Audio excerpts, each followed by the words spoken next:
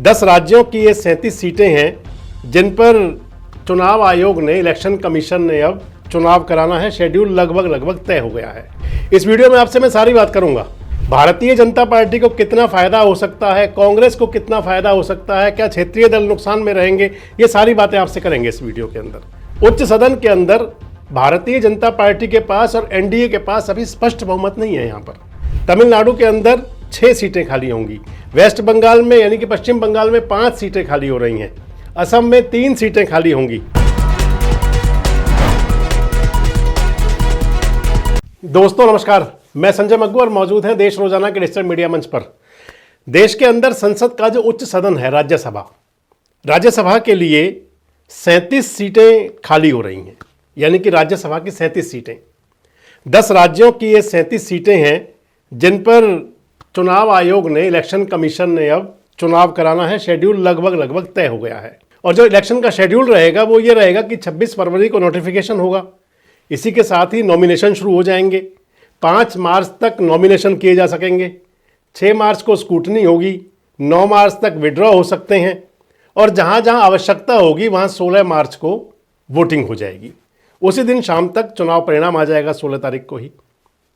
ये इलेक्शन का शेड्यूल है और जहां इलेक्शन की जरूरत नहीं होगी वहां आप मान लें तो फिर 9 तारीख को यानी कि 9 मार्च को ही डिक्लेयर हो जाएगा कि कौन राज्यसभा के मेंबर बने।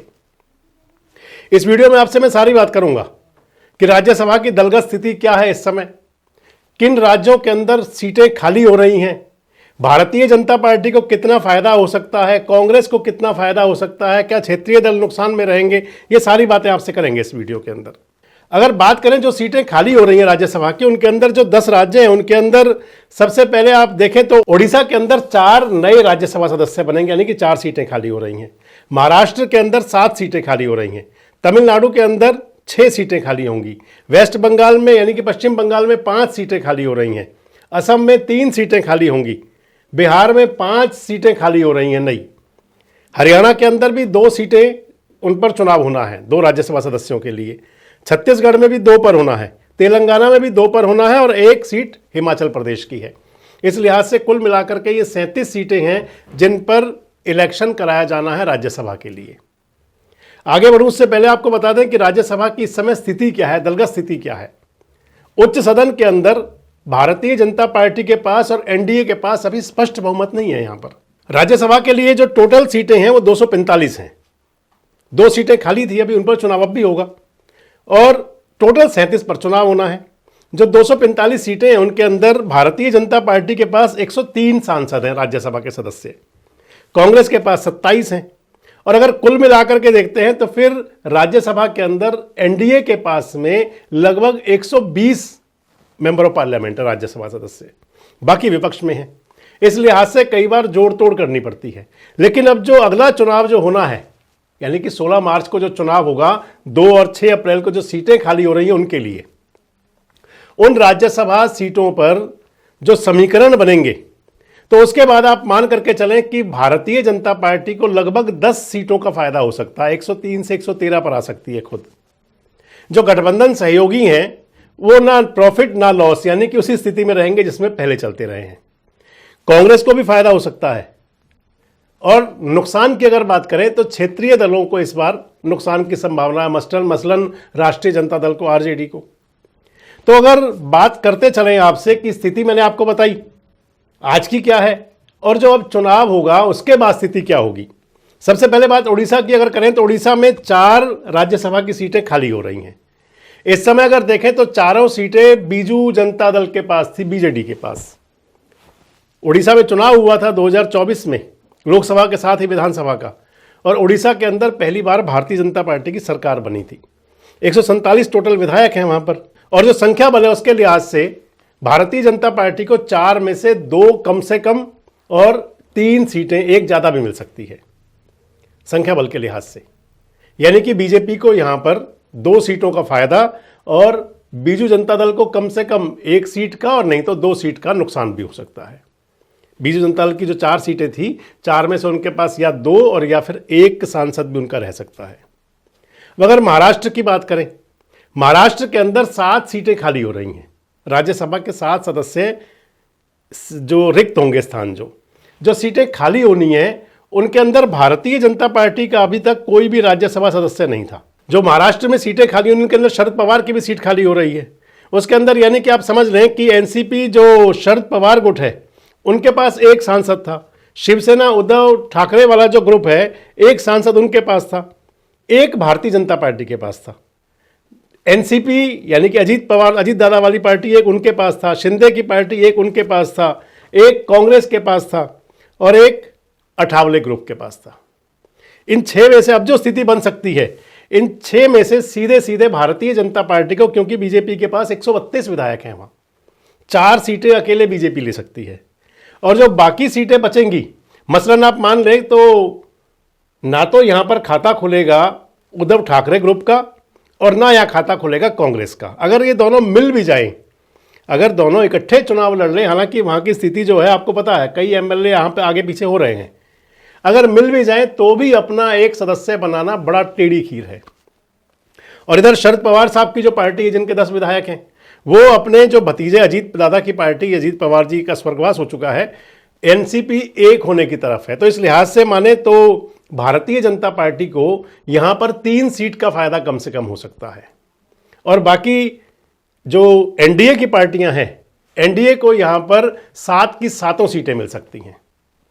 अगर अगली बात कर लें तो तमिलनाडु का स्टेट आता है। फिर तमिलनाडु के अंदर सीटें जो खाली हो रही हैं, अब वो 6 सीटें खाली हो रही हैं।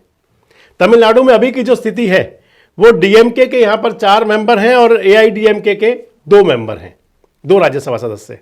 अगली जो स्थिति बन सकती है तमिलनाडु की, क्योंकि वहां पर 157 विधायक डीएमके के पास हैं और 75 विधायक एआईडीएम के पास हैं, इस लिहाज से जो वहां का वोटिंग बनती है वो 36 विधायक पर एक सांसद बनता है।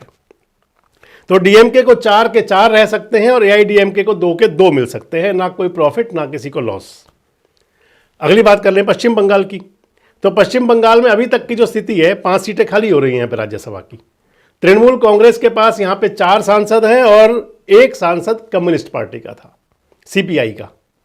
अब जो स्थिति आज की है, आज की स्थिति में तृणमूल कांग्रेस को यहाँ कोई नुकसान नहीं है, लेकिन कम्युनिस्टों का यहाँ पर खाता बंद हो सकता है उनके स्थान पर, क्योंकि बीजेपी के पास जो है यहाँ 1 सांसद बनाने के लिए 50 वोट चाहिए। तो बीजेपी के पास यहाँ पर आराम से 1 सांसद बनाने के लिए है और पश्चिम बंगाल में बीजेपी को 1 सांसद का फायदा। अगली बात असम की कर लें। असम में 3 सीटें खाली हो रही हैं राज्यसभा की। अभी तक जो स्थिति थी वो 3 में से 2 सीटें बीजेपी के पास और 1 असम गण परिषद के पास, हालांकि तीनों एनडीए में हो गई। और जो अगली स्थिति बन सकती है उसको भी आप मान लें कि तीनों सीटें या तो बीजेपी और या बीजेपी प्लस एनडीए, यानी कि उनकी सहयोगी पार्टी। अब बड़ा राज्य बिहार। बिहार की स्थिति ये थी कि बिहार के अंदर 5 सीटें खाली हो रही हैं राज्यसभा की। उन 5 राज्यसभा की खाली होने वाली सीटों में से 2 राष्ट्रीय जनता दल के मेंबर हैं, आरजेडी के, 2 जेडीयू के और 1 एलएसपी का। वहां तक अभी तक चल रहा था जो। अब अगर जो वहां का संख्या बल है, वहां की जो स्थिति है, राष्ट्रीय जनता दल के दोनों मेंबर अपने वापसी नहीं कर पाएंगे, ना उनके वो पुराने मेंबर, ना ही किसी नए मेंबर को, क्योंकि कुल 25 विधायक हैं आरजेडी के पास। और यहाँ पर जो रेशियो चाहिए, वोट चाहिए, वो 36 का चाहिए कम से कम। इस लिहाज से 2 भारतीय जनता पार्टी के, जेडीयू के पहले भी 2 हैं और 2 के 2 जेडीयू के रह सकते हैं। और जो पिछली बार उपेंद्र कुशवाहा साहब की पार्टी है, उसके स्थान पर संभवतः, क्योंकि 19 विधायक एलजेपी रामविलास पासवान, चिराग पासवान के हैं, तो 1 मेंबर उनको मिल सकता है। यानी कि 5 के 5 मेंबर एनडीए के। बीजेपी को 2 का फायदा। छत्तीसगढ़ में 2 सीटें खाली हो रही हैं। ये दोनों सीटें अभी तक कांग्रेस के पास थी। प्रसिद्ध वकील हैं केटीएस तुलसी, एक सांसद वो थे और दूसरे और थे। दोनों सीटें खाली जो हो रही हैं, ये दोनों सीटें भारतीय जनता पार्टी को मिल सकती हैं, यानी कि कांग्रेस को 2 का नुकसान और बीजेपी को यहां पर 2 का फायदा। अब आगे चलें तो हरियाणा की बात कर लें। हरियाणा के अंदर राज्यसभा के 2 मेंबर खाली हो रहे हैं, किरण चौधरी और रामचंद्र जांगड़ा। हरियाणा के बारे में आपसे विस्तृत बात करूंगा अगली वीडियो में। अगली जो स्थिति है, आज की जो वर्तमान स्थिति है, इन 2 में से दोनों बीजेपी के थे अभी, लेकिन यहां पर 1 सीट भारतीय जनता पार्टी की निश्चित है अब भी, और 1 सीट कांग्रेस के खाते में भी जा सकती है अगर कोई स्याही व्याही ना बदली गई तो। इस लिहाज से यहां पर बीजेपी को 1 का नुकसान और कांग्रेस को 1 का फायदा। अगली बात हिमाचल प्रदेश की। हिमाचल प्रदेश के अंदर एक सीट खाली होनी है। अभी तक वहां पर भारतीय जनता पार्टी के जो सांसद थी, अब यहां पर कांग्रेस के हाथ में आ सकती है, तो कांग्रेस को फायदा और बीजेपी को हिमाचल प्रदेश में नुकसान। और अंतिम राज्य तेलंगाना। तेलंगाना के अंदर 2 सीटें खाली हो रही हैं, दोनों कांग्रेस के पास थी, दोनों कांग्रेस के पास ही रह सकती हैं। ना कोई कांग्रेस को प्रॉफिट ना लॉस, ना बीजेपी को प्रॉफिट ना लॉस।